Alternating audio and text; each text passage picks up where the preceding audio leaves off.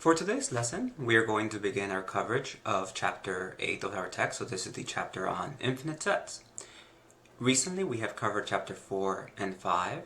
Both of them did a further study into set theory. So Chapter 4, we studied relations, as well as the Cartesian product.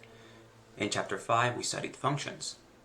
Now we're going to be using that knowledge that we acquired to investigate the properties of sets themselves and be able to deduce properties of finite and infinite sets and their differences. And that's where we are headed.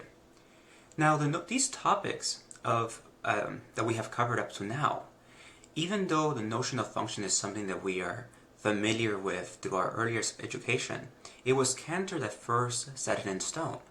If you go into the literature throughout the 1700s, there was a lot of disagreement as to what a function was. And so lots of definitions that were based on intuition. And it was Cantor that formalized these notions. And as a consequence, Cantor is the first to introduce the notion of what it means to be one-to-one, onto, bijective, even though they had been implicitly assumed by the likes of Newton, Leibniz, Fermat, Euler, Gauss, Germain, and many others. And in this regard, Cantor is in a different situation than most mathematicians in history in that he does have the rare privilege of having developed the topic almost single-handedly. Often in mathematics, we don't cover the history of how topics arise, and we give this belief that topics are done in this manner, where just one person comes around and does the whole subject. For example, when we think about calculus, oftentimes Leibniz and Newton are brought up to this pedestal where they single-handedly did everything, and that's far from the truth. Newton was able to take a calculus course as an undergraduate at Cambridge. Granted, it was not called calculus back then. Similarly, Leibniz studied under Christian Huygens, whose research was on optimization, the same optimization we see in Calculus 1. Linear algebra, as we cover it today, that was the culmination of the work of thousands of mathematicians spanning a century to get to the way that we teach it now in our pedagogy. Yet, with set theory, Cantor developed the whole topic, but, well, at least the topic as we have seen it up to now in the course. Now, with that in mind, what we have done so far was not shocking to mathematicians in that it was things that were intuitively expected and understood, but Cantor formalized them. But in formalizing them, he was able to go one step further and tackle the mysteries of infinite sets, and that's what we are going to be doing. 50 years after Cantor introduced set theory in 1874, David Hilbert was giving a general audience lecture. And in that lecture, he brought up the notion of Hilbert's Hotel, what is now known as Hilbert's Hotel. He did not name it after himself. And this thought experiment captured one of the ideas that was most shocking from the published work of Cantor in 1874 as far as the properties of infinity. And so here is the setup. So we have a hotel. There's infinitely many rooms. But the infinitely many rooms are numbered by the natural numbers, at least the natural numbers as we do them in number theory. So we're counting, for our course, let's say positive integers. So we're starting at 1, 2, 3, 4, 5, so on and so forth. And in this thought experiment, all the rooms are occupied. And now you have a new guest that comes in. And can we accommodate that guest, given that all the rooms are occupied? So, can this be done? And the answer is yes. We simply go ahead and ask everyone in the hotel, so at the inconvenience of all the other guests in the hotel, we have everyone just move one room forward. And so the person in room 1 goes to 2, person in room 2 goes to 3, person in room 3 goes to 4, so on and so forth. And now room 1 is empty. And now the guest can be given the keys to room 1. And so this is the first part of the thought experiment that composes Hilbert's Hotel, but it goes much further, because this itself is not shocking. It's what happens in just a moment that we will discuss. But before I discuss that, the more shocking aspects, let us think about this in how it translates to sets themselves. So what was Hilbert basing this on? And it's just the notion of a function. What we really are saying in this thought experiment, that all the rooms are occupied, is that we have a function going from the positive integers to the integers, but now the integers that are greater than or equal to 2. And the way that this function is defined is by taking a positive integer n and simply mapping it to n plus 1. But what this is really conveying is that this function is a bijective function.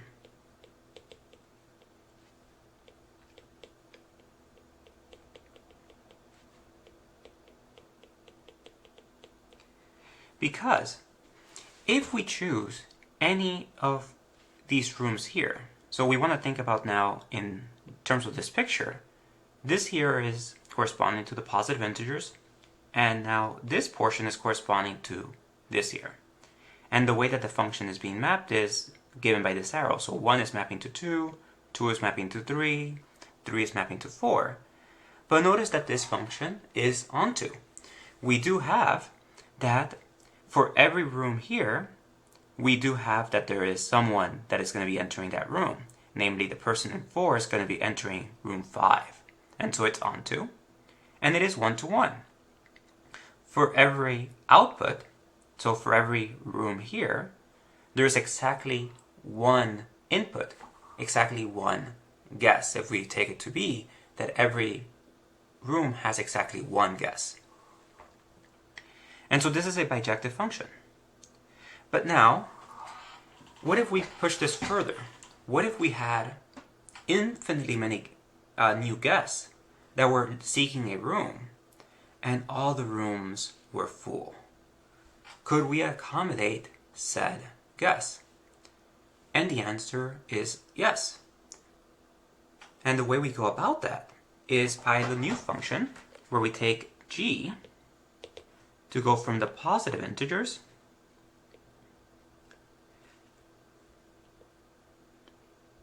over to the even integers.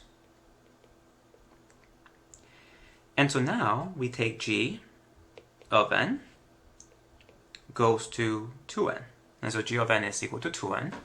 And what this is conveying is that if we had infinitely many guests that were seeking a room in the occupied hotel, then we could still empty infinitely many rooms, because we will have the person in room 1, so g of 1, go to room 2. So now the person in room 1 will go to room 2, and now room 1 is going to be empty. The person in room 2 is going to go to g of 2, so 2 times 2, 4, and so now they go to 4. Now, of course, room 2 will be occupied with the person in room 1, but 1 remains empty. When we look at room 3, the person in room 3 will go to room 6, but now room 3 will be empty.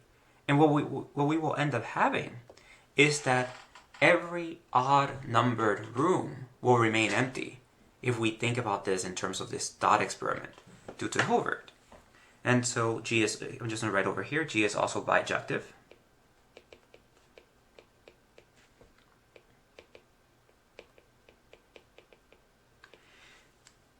And so that's sort of the notion for this aspect. But now, what Cantor showed, which is what Hilbert was trying to demonstrate as part of the actual thought experiment, and I'm not going to give the solution to this right now, but I leave it to you to think about this. And then in the next lesson, I will give the answer to it. But what if we had, instead of, say, infinitely many guests trying to get into the hotel, what if we had the following situation, where we had an infinite number of buses, and we're going to go ahead and number these buses by the positive integers, and then this continues, and each bus has infinitely many people. So we have a person in seat 1, seat 2, seat 3, and so we have each bus has infinitely many people where we are numbering those people with relation to the positive integers. And so now the question is, if we have these infinitely many buses, can we accommodate them into Hilbert's Hotel by only having each guest already in the hotel have to move exactly once to another room? So what do I mean by that? When we looked at the case of the even integers, that was the situation where we had just one bus. And so we had the person in room 1 move to room 2, the person in room 2 move to room 4, person in room 3 move to room 6, and so each person that was already in the hotel just had to move exactly once. And that freed up infinitely many rooms for each of these people in this bus. But now if we consider the case where we have just 2 buses, that will not work, because we will definitely empty infinitely many rooms. But we could have the person in room 1 in 1 will go to say 1, and then 2 will go to 3, but then that will fill up all the rooms, and so we may have to move people again. There is a way around that, of course, where we can have the person in the first bus. The first person will go to room 1. The second person will go to not room 3, but room 5. And then the third person will not go to room 7, but room 9. And so you go to the odd number rooms whose remainder, when we divide by 4, is 1. And then the second bus, we can go ahead and have those people go to the emptied rooms, the odd numbered rooms that are, when we divide by 4, congruent to 3 modulo 4. And so that's one way, but it still leaves the question, well, what if we had infinitely many buses, where by infinite we are saying that there are 1, 2, 3, we can count the number of buses by the positive integers. So that's the thought experiment I want you to consider, and in the next lesson we'll talk about one way of solving it, and in the process also prove Cantor's theorem.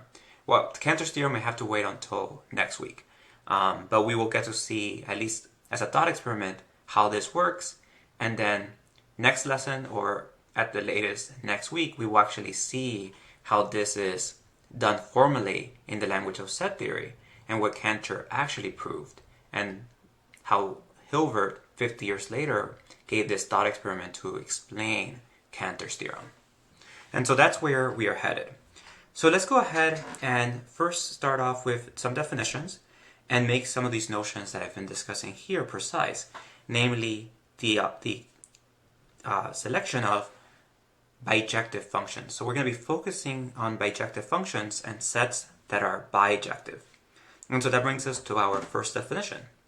So suppose A and B are sets. We'll say that A is equinumerous with B if there is a function from A to B that is both one-to-one and onto. In other words, the function is bijective. And whenever this is the case, we will write A squiggle B to indicate that A is equinumerous to B. And for each natural number n, we're going to let this set over here be I sub n, where it's those i's in the positive integers such that I is less than or equal to n.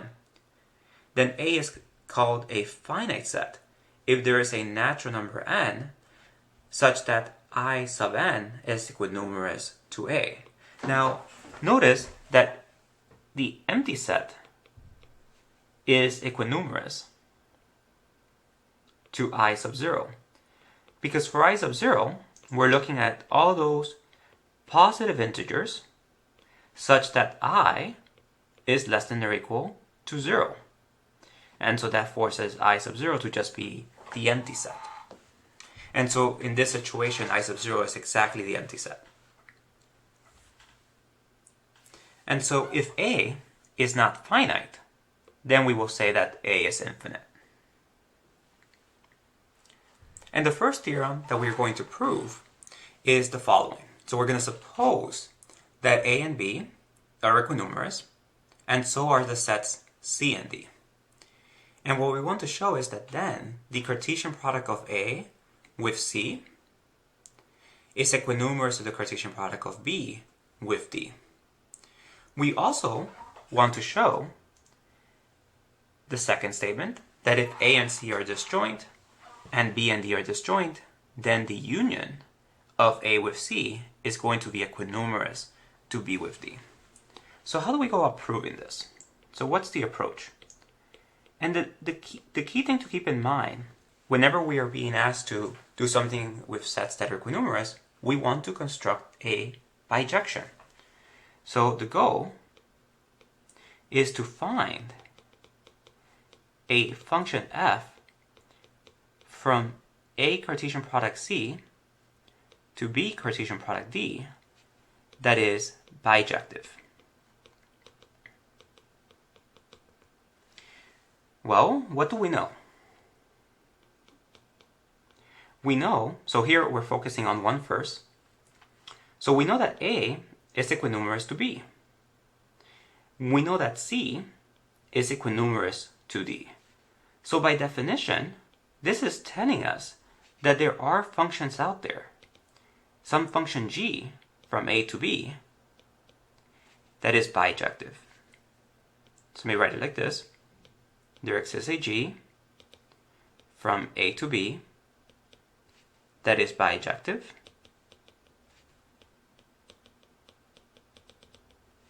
And there exists some function h from C to D that is bijective.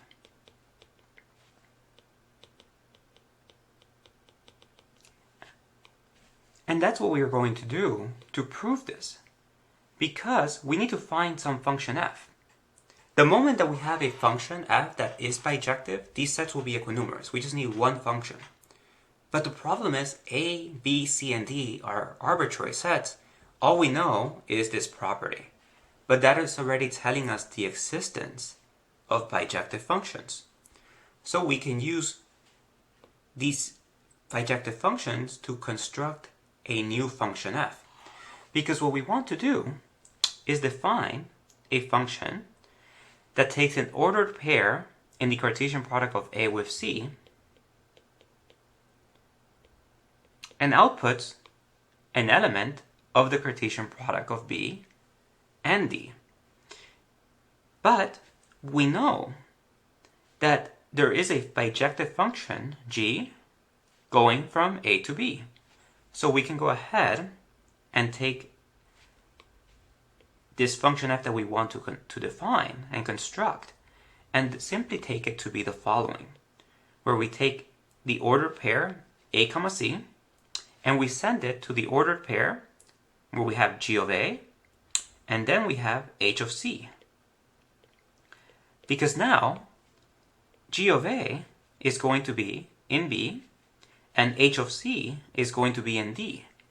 And so this here is in fact in the Cartesian product of B with D. So that gives us the starting point. We now have a function whose domain is the Cartesian product of A with C, and outputs are Cartesian products are in the set of the Cartesian product of B with D. But now we have to prove that this is one-to-one and onto. Well, what we are going to do is, because of the way that this is defined, we will get the fact that it's one-to-one and onto from the fact that both G and H are. So here's how we do that. So let's show that F is one-to-one.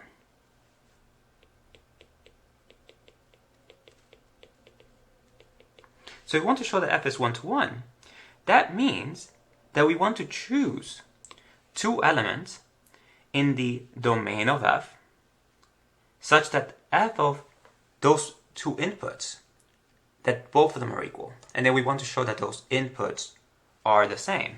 So in other words, we want to choose an A, C and an A prime, C prime in A cross C such that f of the ordered pair A comma C is equal to f of A prime comma C prime. And what we want to show is that A comma C is equal to A prime comma C prime. But now, because we have defined f in this way, we know that f of A comma C is the same as g of A h of C. And similarly, g of A prime comma g of C prime. But here we have an equality of ordered pairs. And so I skipped one tiny step, so same here, we have equality. And since these are equal, then of course these ordered pairs are equal. And I see I just made a typo, that should be an H. And so now we have that these two ordered pairs are equal. But this equality happens if and only if g of A is equal to g of A prime. H of C is equal to h of C prime. So let's go ahead and put that together. And so we have g of A is equal to g of A prime. We have h of C equals h of C prime. But we know that g and h are bijective, therefore 1 to 1. So we have A is equal to A prime, and C is equal to C prime. And now consequently, we have A comma C is in fact equal to A prime comma C prime. And so now that's equivalent to f is 1 to 1. A similar argument shows that f is onto. Because for onto, we want to choose something in the set of outputs. So we want to choose an ordered pair in the Cartesian product of B with D. But now, we would need to find an element in the Cartesian product of A with C that maps to the said output in the Cartesian product of B with D. And we can just use the fact that G and H are both onto to construct those elements. And so I'm not going to do the scratch work for that. And so I'm going to move towards the formal proof of theorem A12 for the first part of the theorem. So let's go ahead and do that now. So let us go ahead and get started. So here is the proof. So we're supposing, of course, that A and B are equinumerous, C and D are equinumerous. By definition of being equinumerous, that tells us the existence of bijective functions, G from A to B, H from C to D. I wrote this notation here, as you may encounter this in the future. So whenever we have bijective functions, it is a common notation at times to use an arrow with a squiggle on top, and that will usually denote that the functions are bijective. So we have these two notations here. So now we're going to define the function f that we did in our scratch work. So next, let f from the Cartesian product of A with C to the Cartesian product of B with D be defined as f of, and now we have an ordered pair in the Cartesian product of A with C. So we have here we have the ordered pair, lowercase a comma c, and this is going to be mapped to the ordered pair g of A comma h of C. So we claim that that f is bijective. So first, suppose that A comma C and A prime comma C prime are in the Cartesian product of A with C such that f of a comma c is equal to f of a prime comma c prime. So now observe that f of a comma c, f of a prime comma c prime,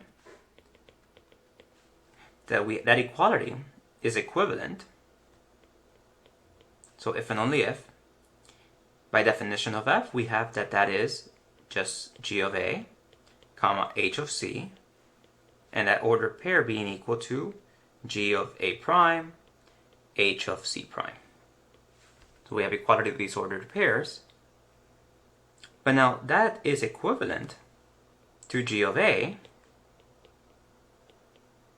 equals g of a prime, and h of c equals h of c prime.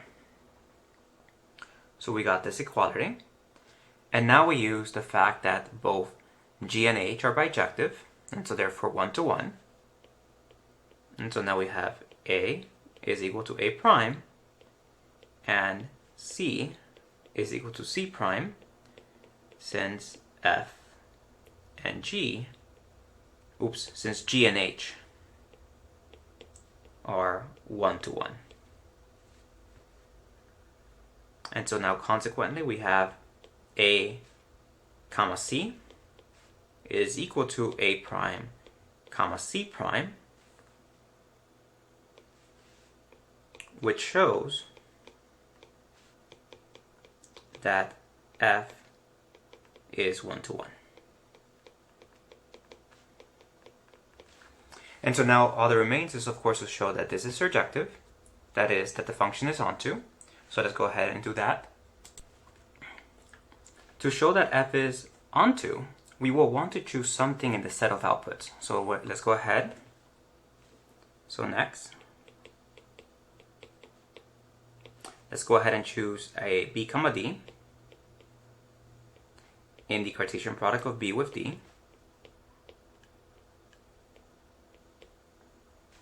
Now we use the fact that both g and h are bijective and therefore onto. Since g and h are onto, there exists some a in a and c in c, such that g of a is equal to b and h of c is equal to d. Therefore, f of a comma c is going to map by definition to g of a comma h of c, which is now equal to b comma d, which shows that f is onto, thus f is bijective, which gives that we do have that the Cartesian product of A with C is equinumerous to the Cartesian product of B with D.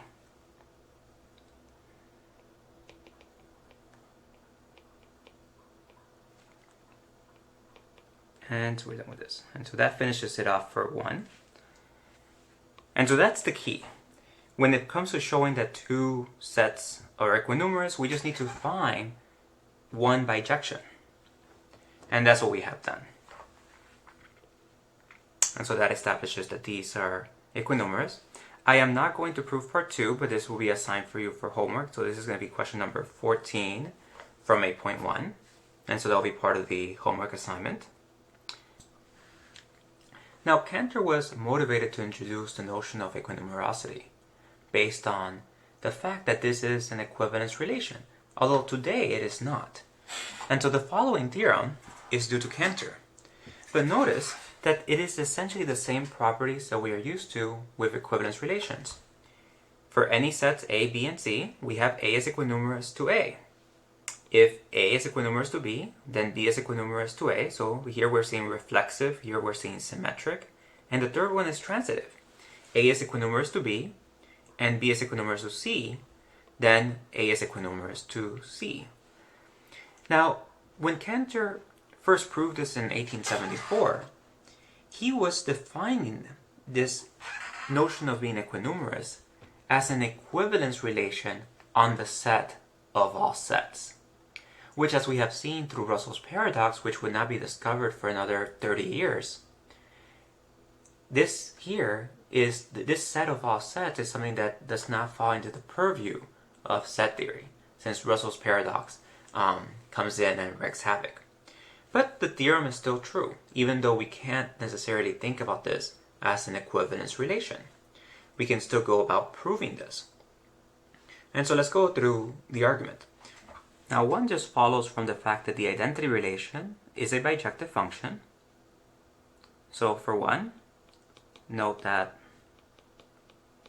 the identity relation on A, from A to A, is a bijective function.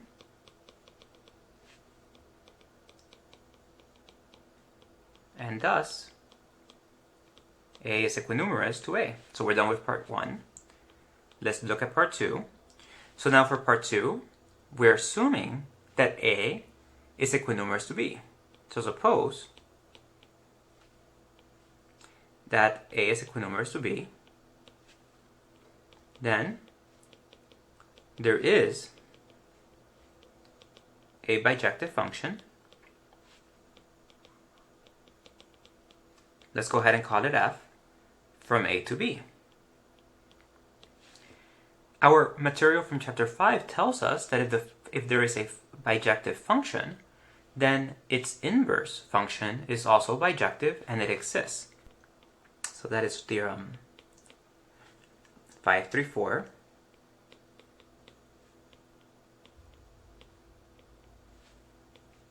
The inverse function from B to A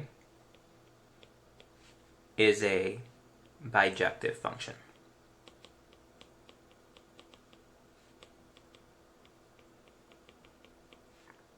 And thus, B is equinumerous to A, and we are done. So let's look at 3. So now we're going to suppose that A is equinumerous to B, and C is equinumerous to B is equinumerous to C. Then there are bijective functions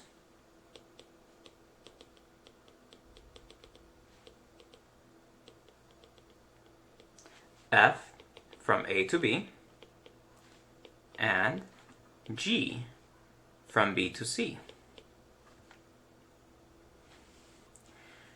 But in chapter 5, we also saw that if we have two bijective functions, f from A to B and g from B to C, if we take the composition of g with f, then that will be a bijective function. And so that is by theorem 525.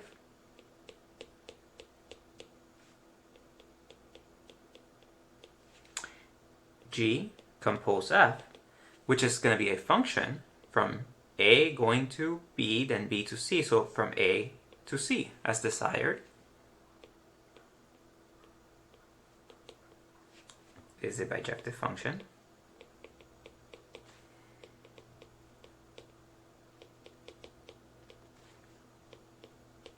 Which shows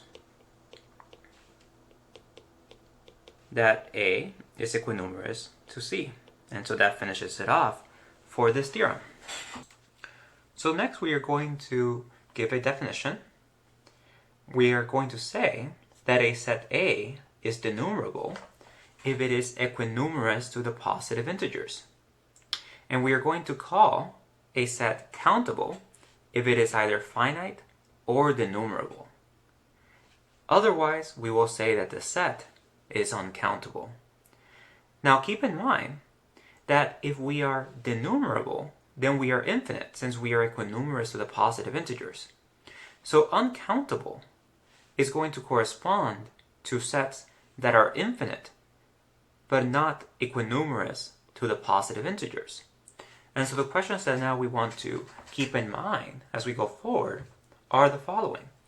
We have experience with many infinite sets. So what are examples of uncountable sets? Because we have not considered that before, but now that's something that this definition brings up. So for example, what of the rational numbers, the complex numbers, the real numbers? Are these sets uncountable? Because they are infinite, but are they denumerable? And so these are questions that we're going to start tackling with Friday's lesson and going into next week. And so these are questions I want you to start to think about as we study the properties of infinity. But in the meanwhile, let us consider the following, which harkens back to the example that we considered at the start of today's lesson. So let's show that the following sets are denumerable. The natural numbers, the set of all even integers, the integers. Well, the case of the even integers, we have essentially seen. The case of the natural numbers, well, we need to show that the natural numbers are bijective, that there is some bijection out there between the naturals and the positive integers. Well, one way we can do that is by doing the following. So here is a possible function. We can take a function from the positive integers to the natural numbers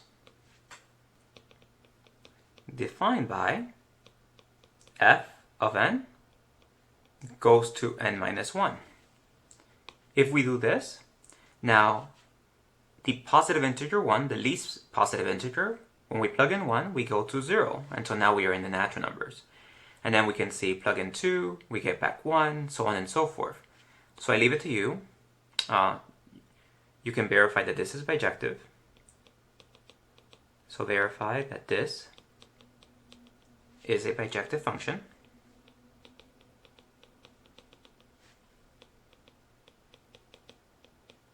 And thus, we do have that the natural numbers are equinumerous to the positive integers. So, the natural numbers are denumerable.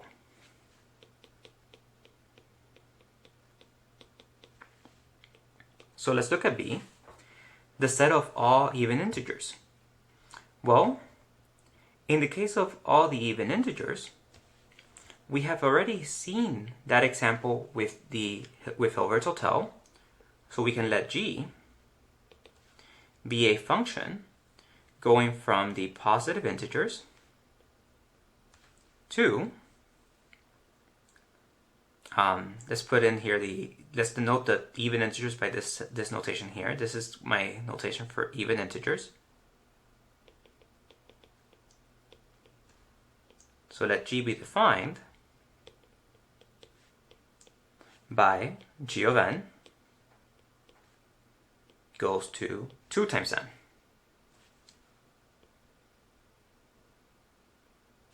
Then G is bijective. And so, again, verify this.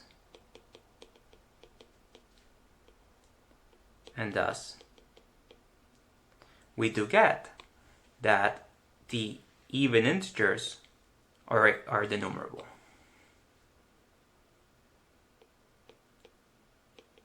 It is denumerable. Or to use a new word, it is countable. Because it is denumerable, and to be countable is to be denumerable or finite. And lastly, let's look at the integers. So for part C, Now, for C, I'm going to use the fact that we have already shown that the natural numbers are denumerable, and we're going to construct a piecewise function. So let's go ahead and define h. Going from the natural numbers to the integers be defined by h of n, where h of n is going to have the following values. H of n will go to n over 2 if n is even,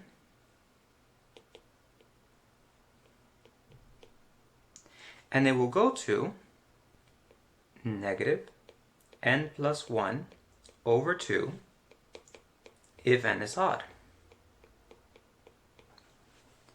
So notice that if n is even, we're going to that natural number, so the first even number is going to be 0, because 0 can be written as 2 times some integer k, namely k being 0. So 0 is even, and so we have h of 0 maps to 0. The next natural number is 1.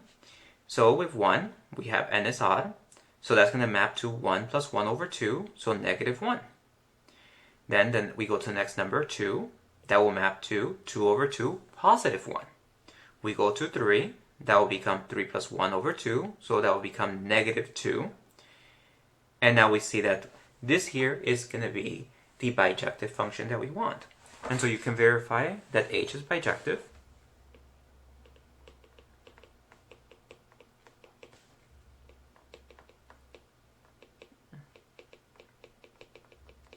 And since h is bijective, we then get that the natural numbers is equinumerous to the integers.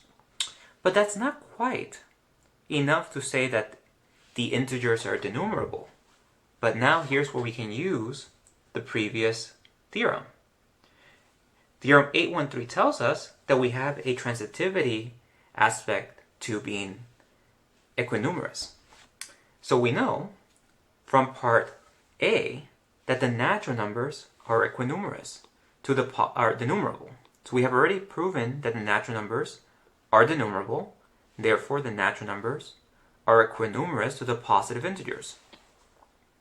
So by A, the natural numbers, the positive integers, are equinumerous to the natural numbers. And now, by the previous theorem, and so this is theorem 813, we have that now the positive integers is going to be equinumerous to the integers themselves. And so now this shows that z, the integers, are denumerable. And so that finishes it off for this exercise. Let us do one more. So now we're going to move towards exercise 3. So exercise 3 is moving away from the integers, positive integers, and asking us to show that the interval, the closed interval 0, 1, is equinumerous to the interval 0, 2. And similarly, negative pi over 2, pi over 2 is equinumerous to the real numbers. Now, this exercise is going to be assigned for homework, and so there you will need to prove that the functions are bijective, but I want you to get started in how we can think about these sort of questions. For part A, we can just double the elements in 0, 1 to get back 0, 2. And so for part A, we can let f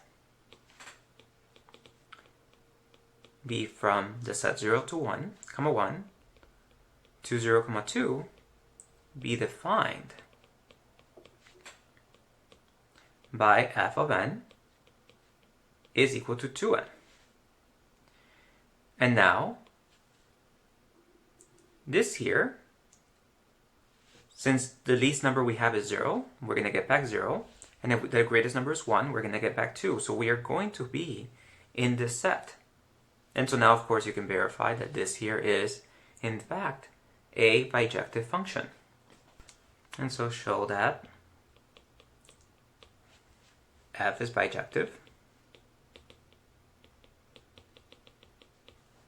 Now for part B, we are tasked with showing that negative pi over 2 comma pi over 2 is equinumerous to the real numbers. So how do we show this? Well, one way is to think about this graphically. So let's work backwards. So what we want to find a function g going from negative pi over 2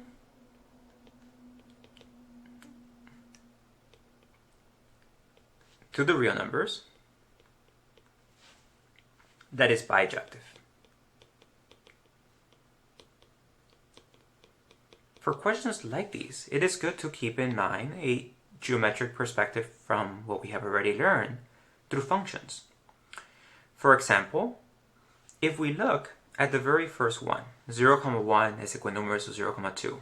We had this function f, where this here is just f of x is equal to 2x, if we replace the n's with x's. But what is that function? Well, if we think about it in our graph, that's going to give us the following.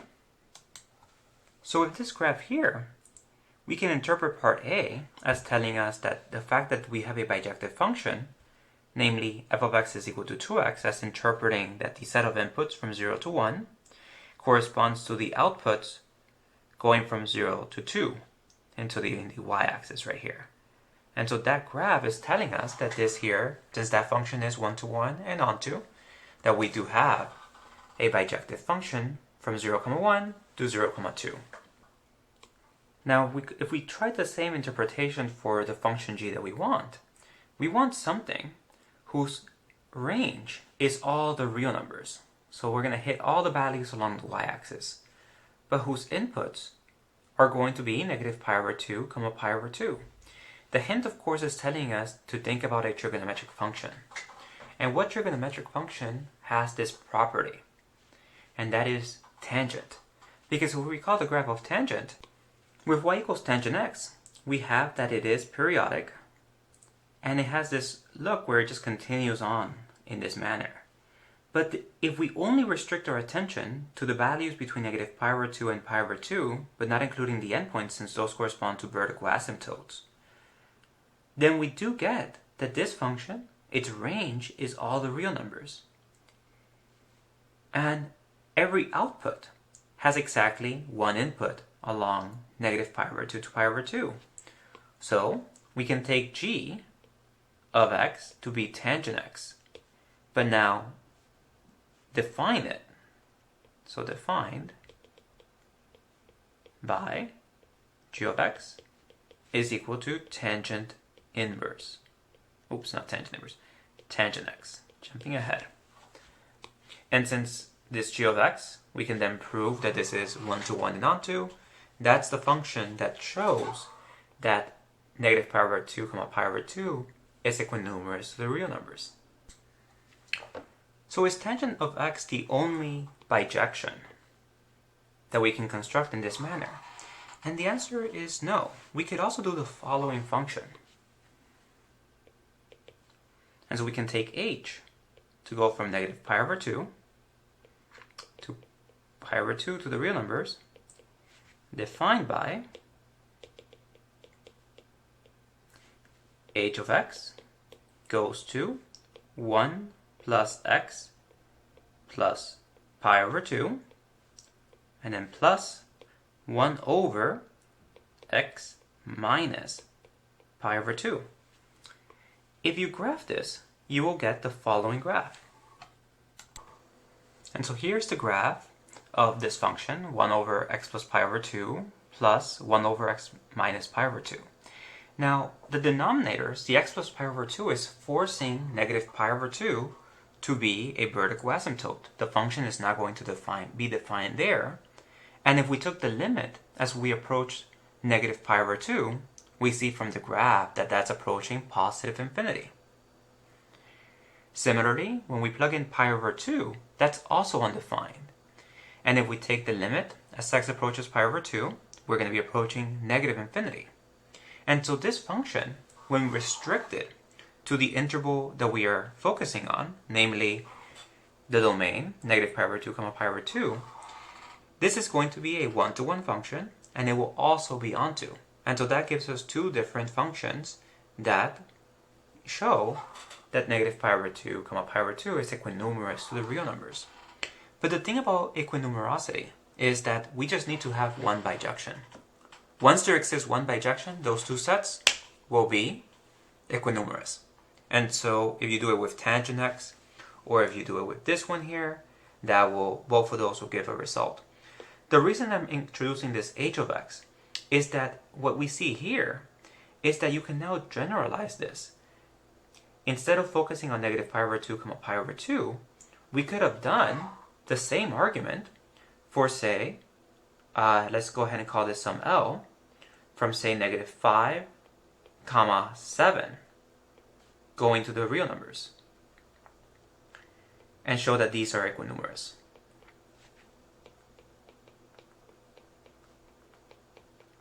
Because now we can go back to the graph that we just had, and we had negative 5, 7, and so what we're going to do is replace the negative pi over 2 with 7. Oops, no. So we have a 7 now there. And now the pi over 2, we're going to replace that with 5, as that will introduce a vertical asymptote at negative 5. And there we have our function. Now we have a function that is bijective on the interval negative 5 to 7, and is bijective with the real numbers.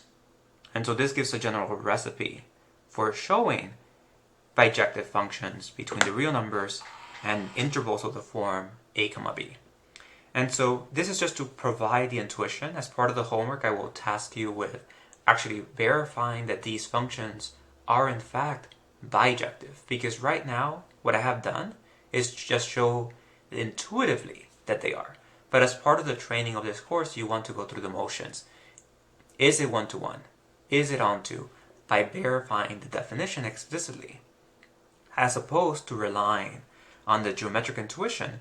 Because once we move away from functions whose domains are subsets of the real numbers, like we are looking at now, that visual interpretation in terms of the graphs goes out the window. And so we want to be comfortable with showcasing these properties without reliance on the geometry, even though the geometry, namely the graph, is motivating us into the rigor. And so that finishes it off for today's lesson. Our next lesson will continue to investigate section 8.1, and if we have time, we'll start our discussion of 8.2.